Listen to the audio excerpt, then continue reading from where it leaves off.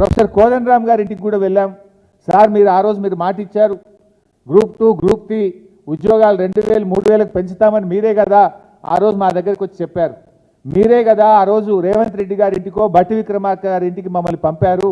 మళ్ళీ ఇవాళ మీరే బాధ్యత తీసుకొని మాకు ఆ ఉద్యోగాలు ఇప్పించాలని కోదండరామ్ గారి దగ్గరికి వెళ్తే మాకు స్పందన దొరకడం లేదని ఆ పిల్లలు వాపోతా ఉన్నారు.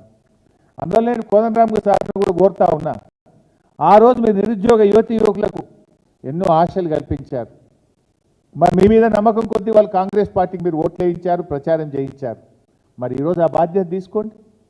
ఆ రోజు నిరుద్యోగ యువతి యువకులకు మీరు ఇచ్చిన బాధ్యత ఈరోజు తీసుకోవాలని కోదండరామ్ గారిని కోరుతా ఉన్నా.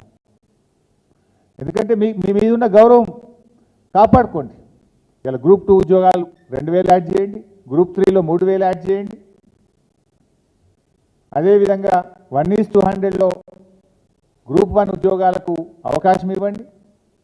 మీరు చెప్పారని పిల్లలు చెప్తున్నారు, అది స్టాట్యూటరీ బాడీ అవకాశం లేదని మీరు చెప్తున్నారు. మరి ఆ రోజు మీకు తెలియదు అది స్టాట్యూటరీ బాడీ అని? ఆ రోజు మీరు 1:100 అవకాశం ఇస్తామని మీరే కదా ఈ పిల్లల్ని రెచ్చగొట్టారు.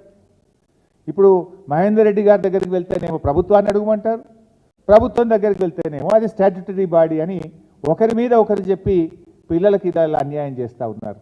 దీని మీద తక్షణమే స్పందించాలని, ఈ 5 డిమాండ్లను మీరు వెంటనే ఆమోదించి ఈ రాష్ట్రంలోని నిరుద్యోగ యువతి యువకులకు మేలు చేయాలని, ఇచ్చిన హామీ నిలబెట్టుకోవాలని బీఆర్ఎస్ పార్టీ డిమాండ్ చేస్తుంది.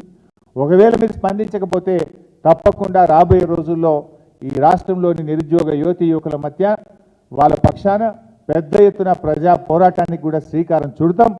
వాళ్ళకు న్యాయం జరిగేదాకా వాళ్ళకు వెన్నంటి ఉంటామని చెప్పి ఈ ప్రభుత్వాన్ని హెచ్చరిస్తూ ఉన్నాం. మొదటి అంశం అయిపోయింది బయట. మరి 3 న్యాయం చేయాలి మిత్రమా. అన్నీ మరి చాలా పబ్లిక్ ఇష్యూస్ మాట్లాడుతున్నాను నేను. I request you to please do justice. ఇక రెండో అంశం